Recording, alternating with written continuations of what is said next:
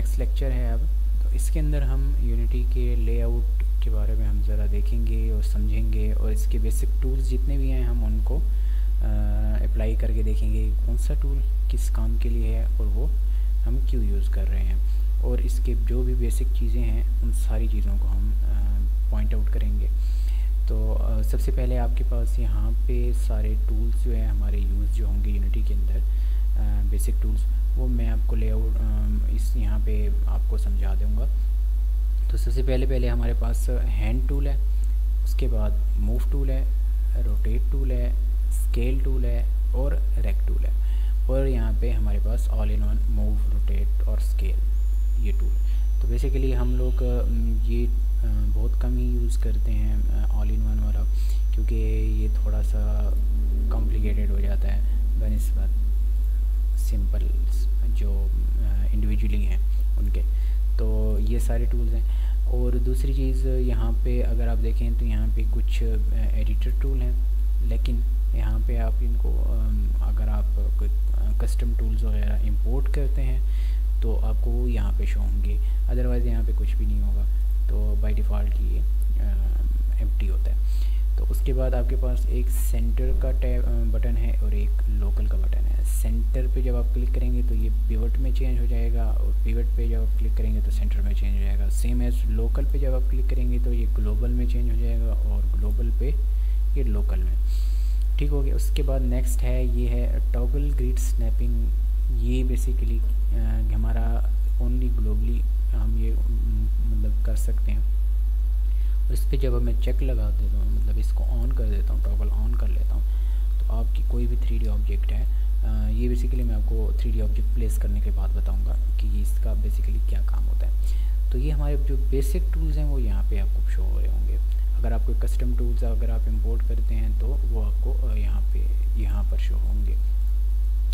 तो हमारा भी कोई कस्टम टूल्स के साथ अभी कोई लेना देना नहीं है, ना ही हम उनको स्टडी करने वाले हैं। तो हम बाकी चीज़ों पर आते हैं। तो सबसे पहले यहाँ पे अगर आप लेफ़्ट में देखें तो ये हमारे पास एक हायरार्की का टैब है। हायरार्की के अंदर आपके पास जितने भी सीन के गेम ऑब्जेक्ट्स होंगे वो सारे के सारे आपको इस हायरार्की टैब के अंदर शो हो रहे होंगे। हायरार्की टैब में बेसिकली पेरेंट चाइल्ड वाला काम होता है। आपके पास एक पेरेंट है सीन। हर यूनिटी का मेजर रोल, मेन फंक्शन जो होता है, बेसिकली आपकी यूनिटी एडिटर का मेन फंक्शन जो होता है वो आपका सीन होता है।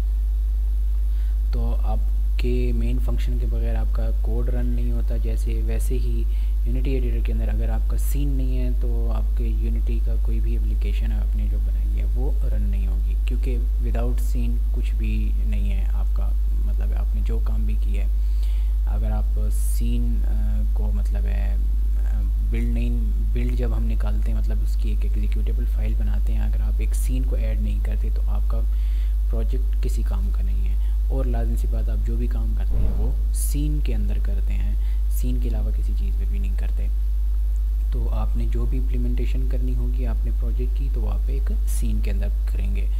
और हमारे पास एक सीन भी हो सकता है और एक से ज़्यादा सीन भी हो सकते हैं, और at a time run time के अंदर हम एक या एक से ज़्यादा सीन भी चला सकते हैं। लेकिन वो मतलब है किसी मौके पर हम ये ऐसा करते हैं, और वो क्यों होता है और क्या कौन से मौके होते हैं वो भी हम इंशाल्लाह देखेंगे। तो ये बेसिकली आपको जो बेसिक चीज़ समझानी थी कि सीन क्या चीज़ होती है वो मैंने आपको बता दिया।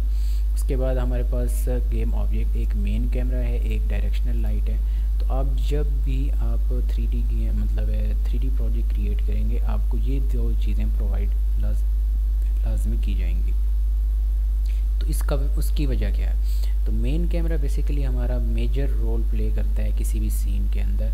अगर मेन कैमरा हमारी सीन के अंदर नहीं होगा तो समझें कि आपका आउटपुट नहीं आएगा। अगर आपका आउटपुट नहीं आएगा तो आपका प्रोजेक्ट बनाने का कोई फ़ायदा नहीं।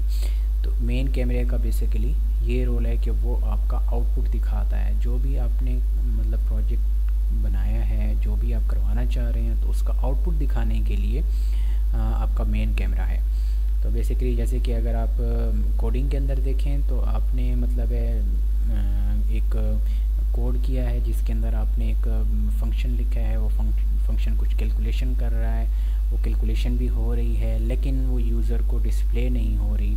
कि फॉर एग्ज़ाम्पल मैंने 2+2 किया इक्वल टू, लेकिन आगे अगर मेरे पास 4 लिखा हुआ नहीं आता तो मेरे उस 2+2 के पीछे की जितनी भी कोडिंग मैंने की है उसका कोई फ़ायदा नहीं, क्योंकि कोड मेरे मतलब जो आउटपुट है वो मेरे पास डिस्प्ले नहीं हो रही। तो मेन कैमरा बेसिकली आपका क्या करता है, आपकी आउटपुट जो है उसको डिस्प्ले कराता है। नेक्स्ट हमारे पास डायरेक्शनल लाइट है। तो अगर मैं डायरेक्शनल लाइट की बात करूं तो हमारे पास डायरेक्शनल लाइट कहाँ काम आती है, तो बेसिकली आपकी लाइटिंग जो है वो हमारे 3D ऑब्जेक्ट्स के ऊपर अप्लाई होती है, 2D ऑब्जेक्ट्स के ऊपर अप्लाई नहीं होती। तो मैं अगर मतलब अगर मैं इसको अनचेक कर देता हूँ और मैं गेम को प्ले करता हूँ, हमारे प्ले करने के बटन्स जो हैं यहाँ पर होंगे। तो ये आपको एग्जीक्यूट करने के लिए, पॉज करने के लिए और ये नेक्स्ट स्टेप पे जाने के लिए। ओके, तो मैंने यहाँ पे मतलब प्ले किया हुआ है, ये इन प्ले मोड है। और यहाँ पे आप गेम व्यू में देखेंगे तो यहाँ पे आपको जो कैमरा में व्यू में, मैं आपको कैमरा सेलेक्ट करता हूँ, यहाँ पे जो भी मेन कैमरा के व्यू के अंदर शो हो रहा होगा वही इस गेम टैब के व्यू के अंदर शो होगा आपको। जैसे कि मैंने डायरेक्शनल लाइट ऑफ की हुई है, अगर मैं इसको ऑन करता हूँ तो क्या चेंजेस आएंगे, तो अगर आप देखें तो कोई चेंजेस नहीं आए। रीज़न ये है क्योंकि हमने कोई ऐसा 3D ऑब्जेक्ट यहाँ पे प्लेस नहीं किया हुआ जिस पर लाइटिंग कोई इफ़ेक्ट डाले। तो हमें 3D ऑब्जेक्ट का गेम सीन के अंदर होना ज़रूरी है जिस पर वो लाइट इफ़ेक्ट करेगी। तो अब हमारे पास 3D ऑब्जेक्ट कहाँ से आएंगे, तो हम 3D ऑब्जेक्ट हम यहाँ पे ये जो आपको प्लस का साइन नज़र आ रहा होगा, यहाँ पे आप क्लिक करेंगे तो यहाँ पे create empty child, create empty parent, 3D objects, effects, light, audio, video, UI, camera, ये सारे हमारे गेम ऑब्जेक्ट्स हैं जो कि हम हायरार्की के अंदर प्लेस कर सकते हैं और भी कर सकते हैं। ये बाय डिफ़ॉल्ट जो यूनिटी की तरफ से हमें गेम ऑब्जेक्ट्स मिलते हैं ये वो हैं। तो 3D ऑब्जेक्ट के अंदर हम जाते हैं तो हमारे पास मल्टीपल 3D ऑब्जेक्ट्स हैं। क्यूब है, स्फीयर है, capsule, cylinder, plane, quad, TextMesh Pro, ragdoll एक अलग कंपोनेंट है, इसके बारे में हम बाद में देखेंगे। Terrain, tree, wind zone basically 3D object नहीं है, ये बेसिकली हमारी किसी भी 3D ऑब्जेक्ट पे इम्पैक्ट डालता है, सेम एज डायरेक्शनल लाइट। ये विंड है, मतलब है कि हवा, जैसे कि नॉर्मली इन जनरल हवा क्रिएट करने के लिए कि जब आप विंड जोन ऐड करते हैं सीन के अंदर तो आपके जो 3D ऑब्जेक्ट्स हैं उन पे इम्पैक्ट पड़ता है विंड का।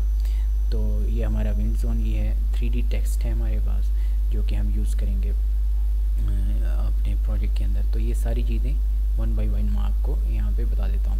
अब सबसे पहले हम एक क्यूब बाय डिफ़ॉल्ट सैम्पल के तौर पे हम एक 3D ऑब्जेक्ट हमने क्यूब ले लिया। तो जैसे मैंने क्यूब पे क्लिक किया, यहाँ पे हमारे पास एक गेम ऑब्जेक्ट आ गया और आप सीन में देखें तो हमारे पास सीन में भी एक गेम ऑब्जेक्ट आ गया है। तो अब इसके ऊपर देखें तो आप लाइटिंग इफेक्ट की बात मैं कर रहा था डायरेक्शनल लाइट की। तो ये डायरेक्शनल लाइट है हमारे पास, ये हमारे पास डायरेक्शनल लाइट है, ये क्यूब है। अब देखें तो डायरेक्शनल लाइट की डायरेक्शन इस तरफ है और लाइट की डायरेक्शन जो इस पर पड़ रही है क्यूब के ऊपर वो भी इस तरफ से है। तो अगर मैं इसको रोटेट करता हूँ तो क्या उस पर वो इफ़ेक्ट पड़ रहा है, तो बिल्कुल पड़ रहा है। जब मैंने इस तरफ किया तो इसकी ये साइड लाइट ज़्यादा है, इस साइड पे कम है। इस तरफ किया तो इस साइड पे ज़्यादा है, इस साइड पे कम है। तो बेसिकली हमारी जो लाइटिंग है, जो डायरेक्शनल लाइट है वो ओनली 3D ऑब्जेक्ट पे वो हो रही है, इफ़ेक्ट कर रही है। तो मेन कैमरा बेसिकली यहाँ पे मेन कैमरा की पोजीशन 0 0 और क्यूब की पोजीशन 0 0। मैं चाह रहा हूँ कि हमारा जो मेन कैमरा है वो हमारे क्यूब को शो करा सके। तो अगर हम गेम व्यू में चेक करें तो हमारे पास ये क्यूब जो होगा वो इस कैमरा के सामने शो हो रहा है। तो अब मैं चाह रहा हूँ कि आपको मैं डायरेक्शनल लाइट ऑफ करके दिखाऊं कि अब हमारे पास क्या इम्पैक्ट पड़ेगा। तो गेम व्यू के अंदर आप देखें इस पर कोई लाइट इफेक्ट नहीं पड़ रही। सीन व्यू के अंदर हर तरफ से सेम है। जो आपको शेड नज़र आ रहा है ये बेसिकली आपको किस वजह से नज़र आ रहा होगा, क्योंकि हमारे पास जो विंडो में जाके रेंडरिंग लाइटिंग, इस लाइटिंग के टैब को मैं यहाँ पे ले आता हूँ। तो हमारे पास लाइटिंग सेटिंग्स हैं कुछ, और इन्वायरमेंट के अंदर जाके तो स्काई बॉक्स मटेरियल और डायरेक्शनल लाइट और रियल टाइम शेडो। तो ये बेसिकली क्या हो रहा है कि यहाँ पे एक सेटिंग्स हैं इन्वायरमेंट की, कि अगर हम मतलब है कि सेटिंग्स अगर हमें प्रोवाइडेड हैं, जिसमें डिफ़ॉल्ट स्काई बॉक्स है, जो स्काई बॉक्स आपकी स्काई नज़र आ रही है ये डिफ़ॉल्ट स्काई बॉक्स है, इसको अगर मैं नन करता हूँ तो देखें ये बिल्कुल ब्लैक हो गया। कैमरा के अंदर ये एक बिल्कुल ब्लैक डार्क ऑब्जेक्ट है। और अगर स्काई बॉक्स मटेरियल को मैं ऐड कर देता हूँ तो इस पर जो स्काई का कलर है बिल्कुल सेम उससे मिलता हुआ कलर उस पर रिफ़्लेक्ट हो रहा है। तो गेम के अंदर जब मैं देखता हूँ तो स्काई का कलर उसके साथ रिफ़्लेक्ट हो रहा है। तो बेसिकली हमारा जो लाइटिंग है वो सिर्फ डायरेक्शनल लाइट के साथ कनेक्टेड नहीं है। डायरेक्शनल लाइट और यहाँ पे जो लाइटिंग की सेटिंग्स हैं यहाँ पर ये सारी कनेक्टेड हैं एक दूसरे के साथ। सेम एज़ जब रियल टाइम शेडोज़ हैं, अगर मैं इनको चेंज करता हूँ तो अभी बेसिकली क्योंकि शेडो के लिए भी यहाँ पे कोई और, जब भी आपका 3D ऑब्जेक्ट बनता है उसका शेडो किसी और 3D ऑब्जेक्ट पर पड़ता है हमेशा। तो लाजमी सी बात है जब आप यहाँ पे अगर एक ही 3D ऑब्जेक्ट होगा, मैं इसको डुप्लिकेट कर लेता हूँ,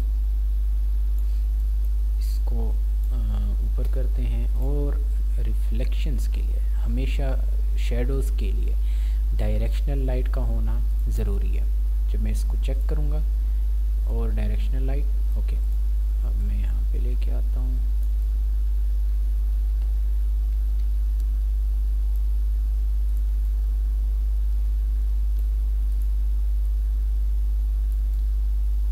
तो आप देख रहे हैं कि यहाँ पे इस क्यूब का शेडो इस क्यूब के ऊपर पड़ रहा है। सेम एज मैं डायरेक्शनल लाइट को ऑफ़ करता हूँ तो शेडोज़ ख़त्म हो गए, क्योंकि डायरेक्शनल लाइट हमेशा शेडो क्रिएट करेगी, ना कि इन्वायरमेंट की लाइटिंग। इन्वायरमेंट की लाइटिंग बेसिकली रिफ्लेक्शन जो होगी उसे क्रिएट करेगी। रिफ्लेक्शन और शेडो में फ़र्क होगा।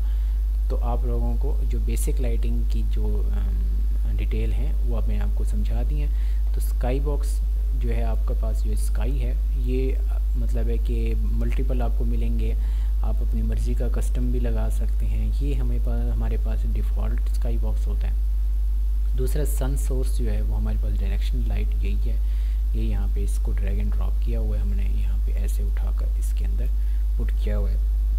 और रियल टाइम शेडो मैं इसको अगर बिल्कुल ब्लू कर देता हूँ, डायरेक्शनल लाइट को ऑन करता हूँ तो इसके अंदर आपको ब्लू शेड नज़र आ रहा होगा। तो ये ब्लू शेड बेसिकली यहाँ पे लाइटिंग के साथ हमारा कनेक्टेड है। आई एम सॉरी, ये रियल टाइम शेडो है। तो ओके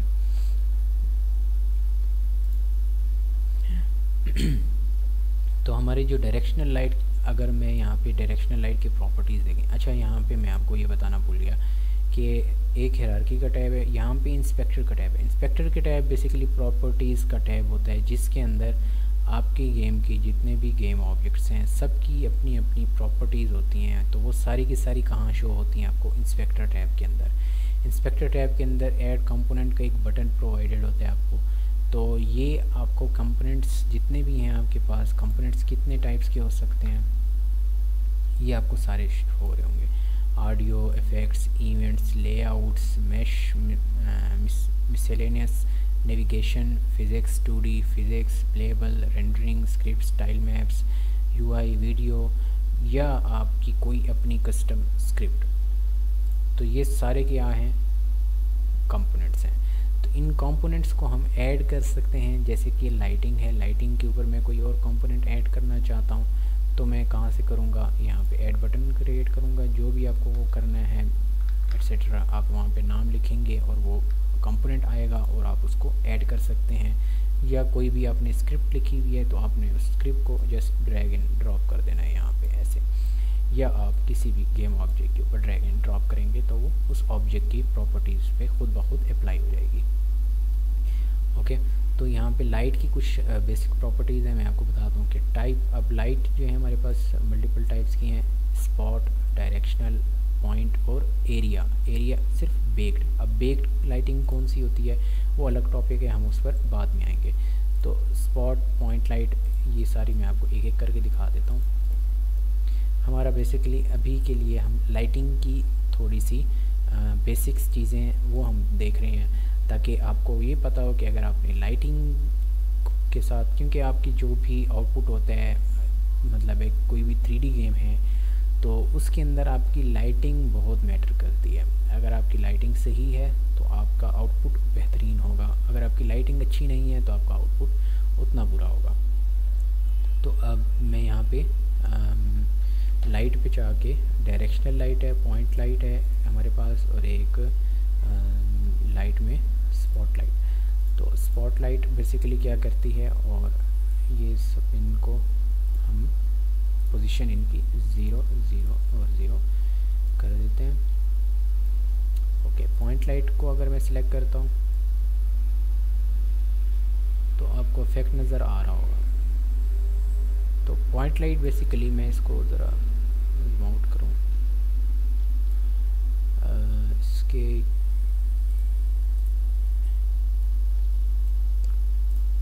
सॉरी इसकी प्रॉपर्टीज़ बंद हुई थी, बेसिकली बंद नहीं हुई थी, हाइड हुई थी। तो मैंने जैसे इनको ओपन किया तो आप ये देख रहे हैं कि ये एक स्फीयर है। स्फीयर बेसिकली क्या है कि आपका एक रेडियस है, आपकी जो स्पॉट लाइट है, इस रेडियस के अंदर वो लाइटिंग जो हुई इफ़ेक्ट करेगी, उससे बाहर नहीं करेगी, ये मैक्सिमम रेडियस है। तो आपकी जो पॉइंट लाइट है ये इस सर्कल के अंदर जो भी आपने लाइट का कलर दिया है ये उसके लिए हिसाब से काम करेगी। सेम एज़ हम पॉइंट लाइट, जैसे कि आपको मैं मिसाल दे देता हूँ मोमबत्ती की, या कोई बल्ब जो कि हमारे कमरे के अंदर बल्ब होता है, आपके रियल टाइम में मतलब अगर देखा जाए तो उसमें हम यही एग्जांपल दे सकते हैं रियल लाइफ की। तो आपको यहाँ पे अगर आपने रूम क्रिएट किया है तो उसके अंदर एक बल्ब लाइट लगानी है, तो आपके लिए पॉइंट लाइट ज़रूरी होगी, ना कि directional light. Directional light as a sun काम करती है और point light as a bulb या कैंडल इस तरह से काम करेगी आपकी। तो इसकी कुछ प्रॉपर्टीज़ हैं अपनी, हम इन प्रॉपर्टीज़ के अंदर अभी नहीं जा रहे क्योंकि ये और ज़्यादा डिटेल हो जाएगी। तो पॉइंट लाइट को मैं अभी के लिए डिलीट करता हूँ। और एक होती है spot light. Spot light basically आपको मैं मिसाल दूँ तो स्पॉट लाइट हमारे पास जैसे स्ट्रीट लाइट्स होती हैं रोड के ऊपर, या हमारी गाड़ी की हेडलाइट्स होती हैं, या हमारे पास फ्लैश लाइट्स होती हैं। तो ये हमारी क्या होती हैं, ये हमारी स्पॉट लाइट्स होती हैं।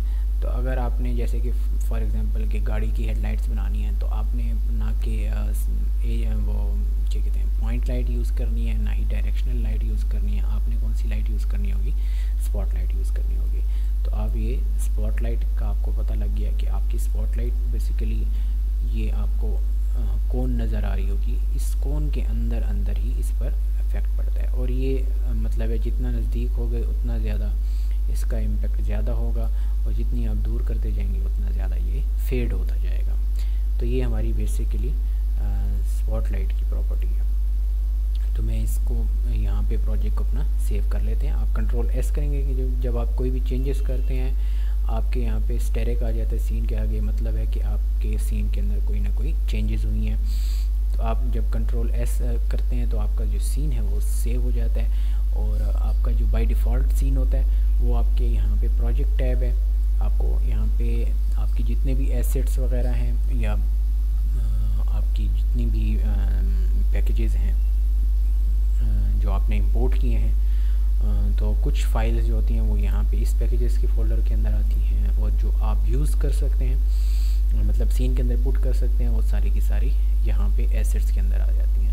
एसेट्स के अंदर हमारे पास एक फ़ोल्डर है सीन का, सीन के अंदर एक सीन्स फोल्डर के अंदर एक सीन पड़ा है सैम्पल सीन के नाम से, जो कि हमारा इस वक्त ओपन है।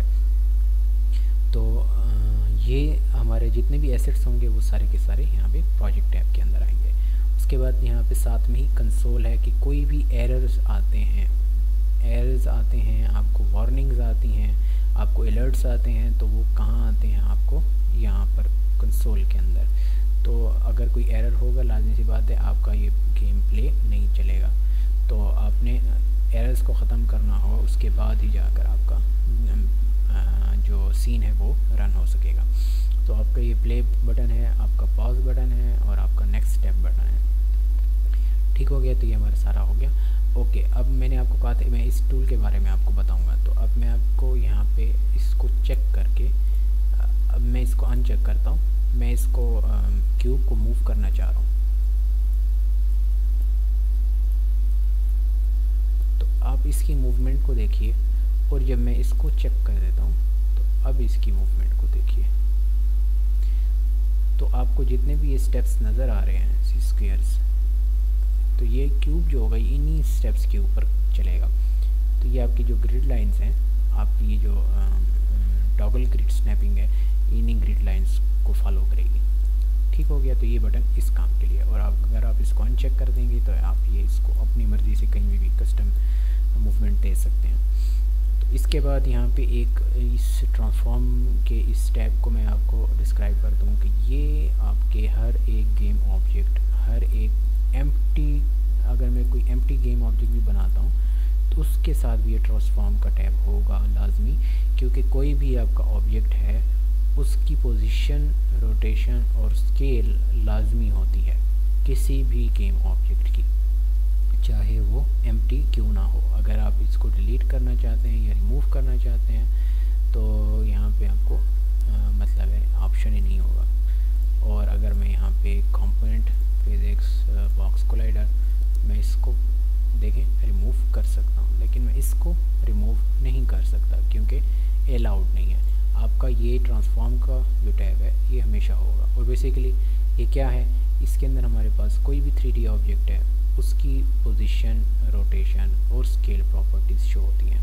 अगर आपने मतलब एग्जैक्ट वैल्यूज़ प्रोवाइड करनी है तो आप लाजमी सी बात है यहाँ पे इन एरोस के साथ एग्जैक्ट वैल्यूज़ प्रोवाइड नहीं कर सकते। तो आप क्या करेंगे, आप यहाँ पे वैल्यूज़ पुट करेंगे। जैसे कि मैं इसे चाहता हूँ कि मैं इसकी बाय डिफ़ॉल्ट 0 मतलब है रोटेशन पोजीशन पर इसको मैं पुट कर दूँ। तो मैं यहाँ पे 0 0 0 जब लिखता हूँ तो अब ये जहाँ पे है ये बिल्कुल एग्जैक्ट बाय डिफ़ॉल्ट 0 पोजीशन है। इसकी रोटेशन जो है वो भी 0 0 है। जैसे कि मैं इसको रोटेट करता हूँ तो आप देखें तो हमारी रोटेशन की वैल्यूज़ चेंज हो रही हैं यहाँ पे। अगर आपने एग्जैक्ट कोई वैल्यू देनी है, जैसे मैं चाहता हूँ कि एक्सिस जो है वो 20 एंगल पर हो, वाई एक्सिस 60 पर हो और जी एक्सिस 90 पर हो, तो ये बेसिक सॉरी मैं गेम एम्प्टी गेम ऑब्जेक्ट पे कर रहा हूँ, आपको ये यहाँ पे इफेक्ट शो होगा। तो मैं इसको 0 0 पे ले जाता हूँ। रोटेशन मैंने जैसे यहाँ पे इसको 20 दी, यहाँ पे मैंने इसको 60 दी, यहाँ पे मैंने इसको 90 दी। तो आप देख रहे हैं कि यहाँ पे वैल्यूज़ चेंज करने पर उस गेम ऑब्जेक्ट पर इफ़ेक्ट पड़ रहा है। तो आप यहाँ से भी वैल्यूज़ चेंज कर सकते हैं। यहाँ पे स्केल बेसिकली आपकी साइज़ बढ़ाता है गेम ऑब्जेक्ट की, तो आप ये यहाँ से भी वैल्यूज़ से भी पुट कर सकते हैं, या आप यहाँ पे स्केल टूल जो है उसको भी यूज़ कर सकते हैं। 3 डायमेंशनल और इकट्ठा, मतलब अगर आप सेंटर वाले पे करेंगे तो जो तीनों डायमेंशन हैं तीनों तरफ से स्केल इंक्रीज़ या डिक्रीज़ होगा। तो अब उसके बाद कुछ आपके जो माउस के थ्रू मूवमेंट हैं हम उस पर डिस्कशन कर लेते हैं कि आप इस तरह से रोटेट, इस तरह से सिलेक्शन और ज़ूम इन ज़ूम आउट, तो इनके लिए जो कीज़ हैं तो वो मैं आपको बता देता हूँ कि मैं अगर ज़ूम इन करना चाहता हूँ तो आपके जो माउस स्क्रॉल व्हील है आप उसको यूज़ कर सकते हैं ज़ूम इन और ज़ूम आउट के लिए, या आप माउस का राइट क्लिक दबाएं और W प्रेस करें तो ये ज़ूम इन ज़ूम आउट हो सकता है। WS से zoom in zoom out, D से राइट साइड पे मूव करेगा, लेफ़्ट पे A से, और जो हमारा Q है उससे डाउनवर्ड्स, और हमारा जो E बटन है उससे अपवर्ड्स। तो ये हमारी मूवमेंट है और इसमें आपने माउस का राइट क्लिक दबाए रखना है। दबाए रखने के बाद ही आपका QE SD ये सारे बटन जो होंगे ये अप्लाई करेंगे। अगर आपने नहीं किया तो वो उससे कुछ नहीं हो रहा, जस्ट आप देख रहे हैं कि वहाँ पे वो बटन्स यहाँ पे अप्लाई हो रहे हैं। तो आपने ये करना है। दूसरा, आपने अगर किसी ऑब्जेक्ट की सिलेक्शन करनी है, जैसे कि मैं इन दोनों ऑब्जेक्ट्स को कैमरा और इस 3D ऑब्जेक्ट को सिलेक्ट कर रहा हूँ, तो इस तरीके से भी कर सकता हूँ। ये माउस का लेफ़्ट क्लिक को दबाए रखने के बाद आपकी ये सिलेक्शन बॉक्स बन जाता है। सिलेक्शन बॉक्स के अंदर जो कुछ भी आएगा वो सारा सिलेक्ट हो जाएगा। तो एक ये है, और दूसरा ये है कि आप कोई भी गेम ऑब्जेक्ट है उस पर F बटन प्रेस करेंगे तो आपका उसी पर फोकस हो जाएगा। जैसे कि फॉर एग्जांपल मैंने डायरेक्शनल लाइट को सिलेक्ट किया है, अब मुझे नहीं पता डायरेक्शनल लाइट कहाँ है, मैंने यहाँ पे हायरार्की के अंदर उसको सिलेक्ट किया, F प्रेस किया, 3D ऑब्जेक्ट यहाँ से, वहाँ से नहीं हो रहा, हायरार्की के टैब के अंदर से मैं F प्रेस कर रहा हूँ, हो गया।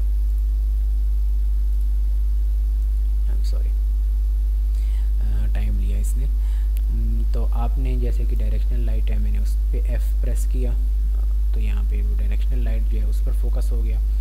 तो आप F बटन प्रेस करेंगे तो जो भी आपने ऑब्जेक्ट सेलेक्ट किया होगा उस पर वो फोकस हो जाएगा।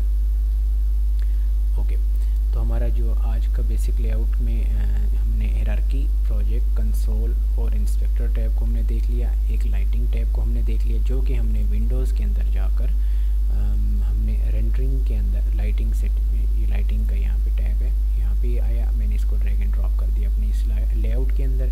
और यहाँ पे मैंने आपको कुछ एनवायरनमेंट, हमने इसको हमने यहाँ पे कुछ भी वो नहीं किया, चेंजेस नहीं की, हमने जस्ट एनवायरनमेंट के अंदर हमने बेसिक चीज़ें हमने समझनी थी हमने यहाँ पे डिस्कस की।